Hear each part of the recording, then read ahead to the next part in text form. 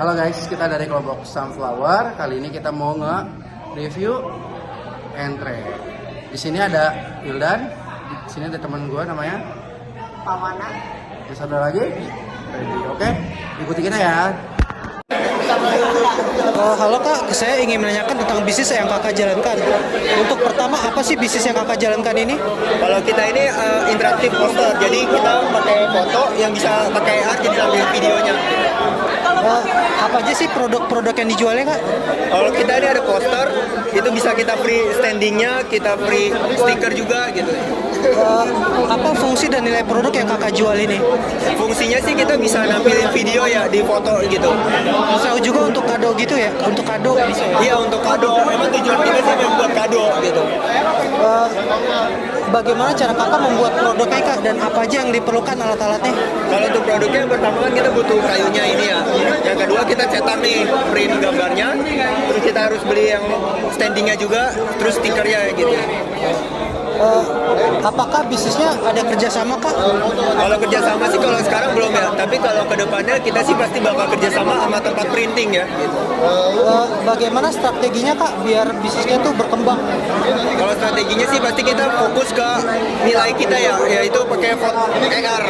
Nah AR itu kan titik nilai jual kita lah gitu sih. Jadi kita fokusinnya ke situ. Bagaimana strategi marketingnya Kak? Marketing sama sih kayak tadi, kayak kita bisa nih kayak nampilin video pakai AR gitu. Kita benar-benar fokusin fungsinya begitu. Apa aja nih Kak aset fisik yang diperlukan untuk memproduksi alat ini gitu? Aset fisik ini. Kalau aset fisik sih kayaknya nggak ada ya, karena kita tinggal tempel-tempel aja sih gitu. Untuk sumber daya finansialnya dari mana aja Kak yang diperlukan untuk menjalankan bisnis ini gitu? Kalau sumber finansial sih kita dari uang kita sendiri juga sih. Oh, berarti dari modal pribadi gitu? Iya modal pribadi. Makasih ya Kak. Ya tinggi ya. Halo Kak, kita ingin menanyakan tentang bisnis yang Kakak jalani. Untuk bisnisnya ini, apa sih Kak bisnisnya? Kalau bisnis dari kelompok kami ya itu namanya itu Smart Finance Partner ya. Apa aja sih fitur-fitur yang ada di bisnis ini? Kalau fiturnya itu ya kita ini kan aplikasinya kan manajemen keuangan ya. Nah jadi kita tuh ada fitur financial track ya. Kita financial track ini tuh menggunakan AI.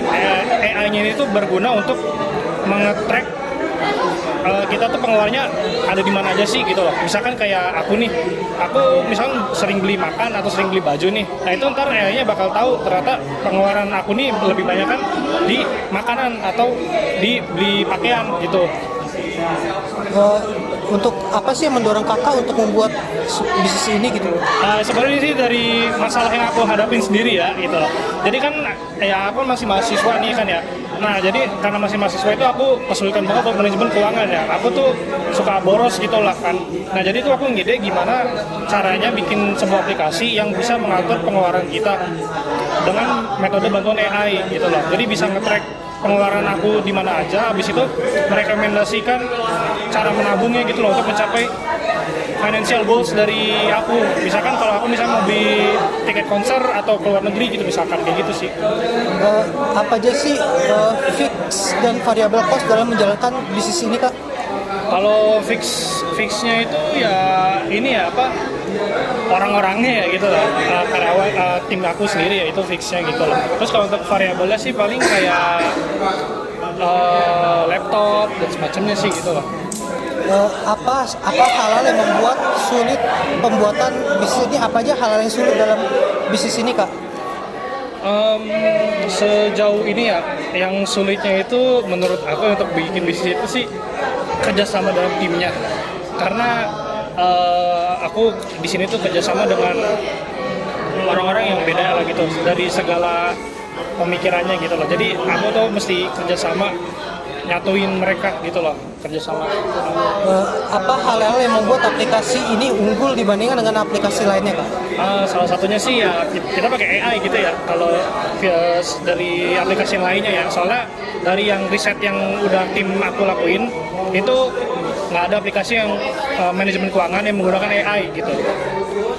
Apa aja nih strategi marketing yang Kakak gunakan dalam bisnis ini? Marketingnya yang paling utama sih jelas ikutin event ya, ini ada BFest, dan satu lagi tuh promosi ke sosmed sih. Terakhir Kak, bagaimana Kakak mengurangi kerugian ketika aplikasinya gagal atau error gitu? Kalau untuk itu ya, aplikasi error itu aku sih paling ini, kalau dari aku pribadi sih aku bakal ngebaca ulang kodenya gitu loh kan. Coba coding dengan clean code gitu sih. Kalau aku sih gitu aja. Oke, makasih ya Kak. Ya, Ya, selamat siang Kak. Boleh dijelaskan ini produk apa ya? Oke, jadi produk kita atau aplikasi kami itu namanya Bipark. Jadi Bipark itu kayak aplikasi smart parking, khususnya untuk sekarang itu untuk Binus-ian. Jadi nanti kita aplikasi ini bakal diimplementasikan langsung sama Binus-maya untuk lihat di jadwalnya. Nah, aplikasi ini intinya itu bisa mempermudahkan untuk Binus-ian, karyawan, mahasiswa, staf pun atau dosen itu untuk melakukan parkirnya supaya nggak ada kepenuhan atau nggak ada yang parkirnya berantakan.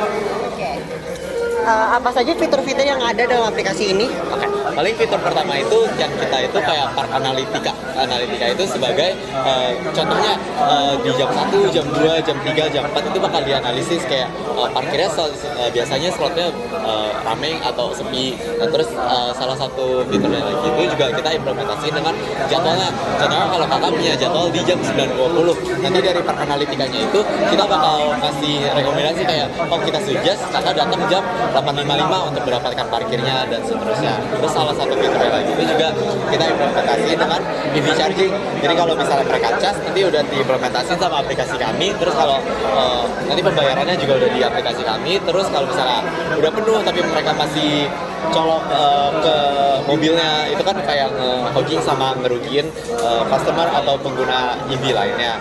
Jadi itu bakal nanti kena denda dan seterusnya. Lalu apa yang mendorong kakak untuk membuat produk ini? Kayak kenapa? Kita buat produk ini sih karena kalau kita lihat di awal-awal pas B28 masuk ataupun pas awal-awal pas B27 masuk, parkiran itu penuh banget sampai numpuk, ada yang parkirnya berantakan, parkirnya sembarangan, atau parkir ada yang contohnya parkir paralel terus direm tangan DKK. Nah, kita berharap dengan aplikasi ini kita bisa mempermudah mahasiswa atau karyawan atau Binusian, non-Binusian untuk parkir di Binus supaya lebih friendly juga.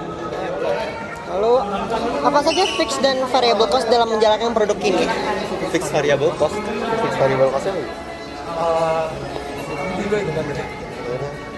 Oke, jadi buat fix sama variable cost kita, otomatis kalau fix kan berarti nggak pengaruh sama apa-apa ya, jadi berarti biaya operasional yang selalu kita keluarin.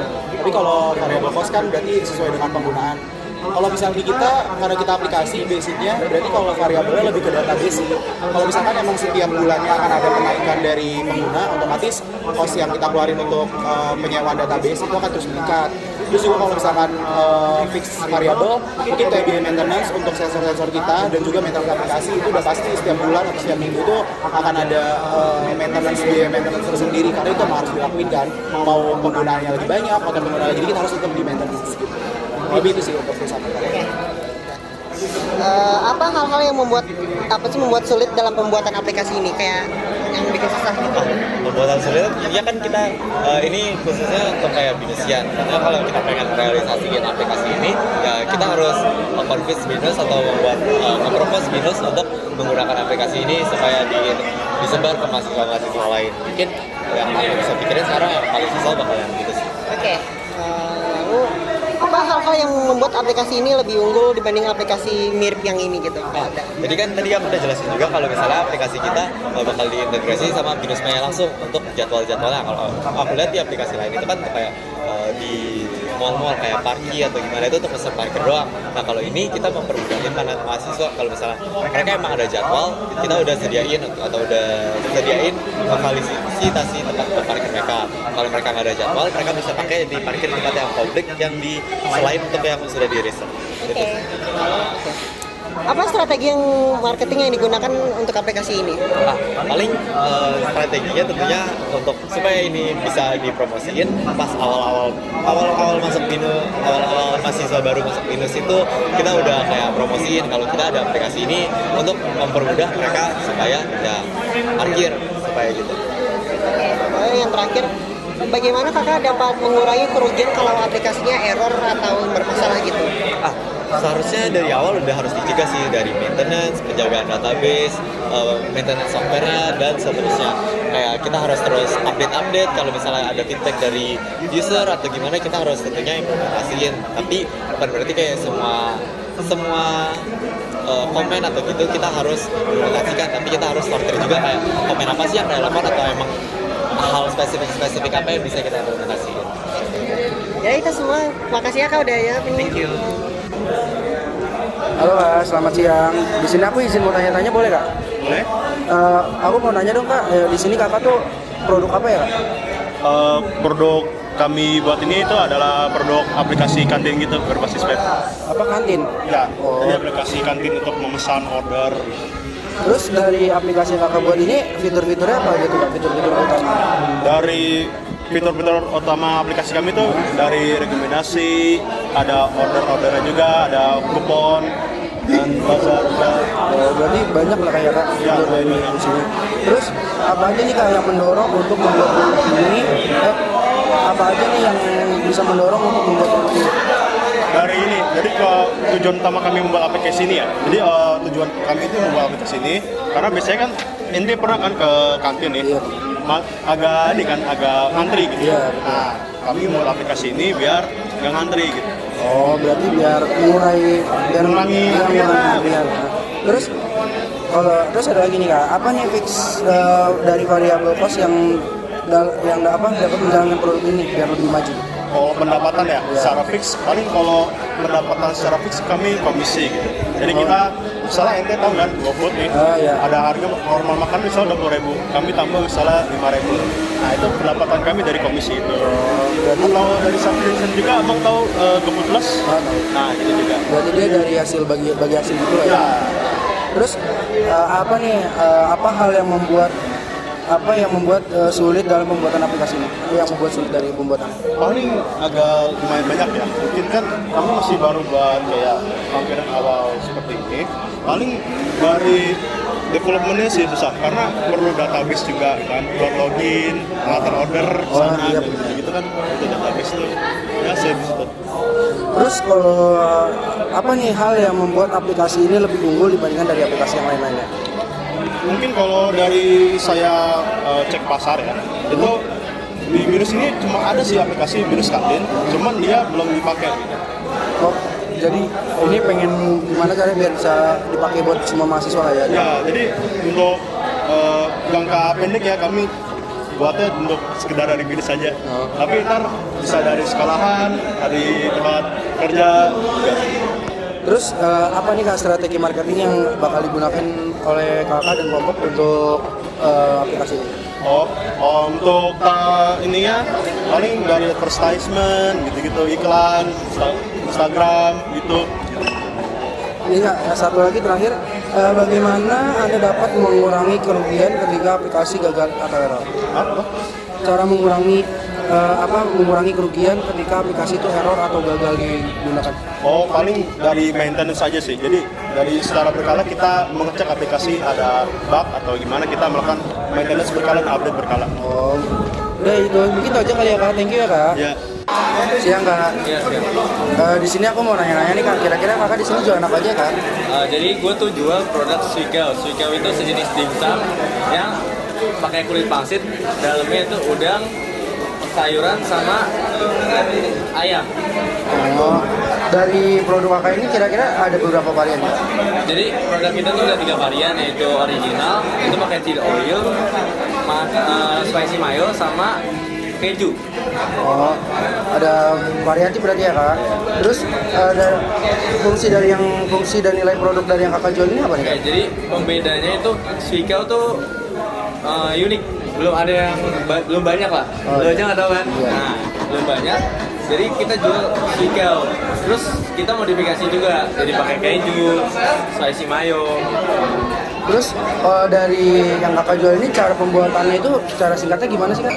Jadi kita bikin semuanya homemade. Jadi udang, tepung, ayam sama sayuran itu diadon dan dibungkus sama kulit pangsit. Oh, Berarti ini sama aja kayak inilah ya Kak. Mirip dimsum, cuma beda. Terus apakah bisnis kakak ini ada kerjasamanya atau vendor dari luar? Enggak sih, belum. Untuk saat ini belum. Oh belum. Terus apa nih Kak strategi kakak agar bisnis ini lebih berkembang dan maju? Oke, kita ada namanya franchise.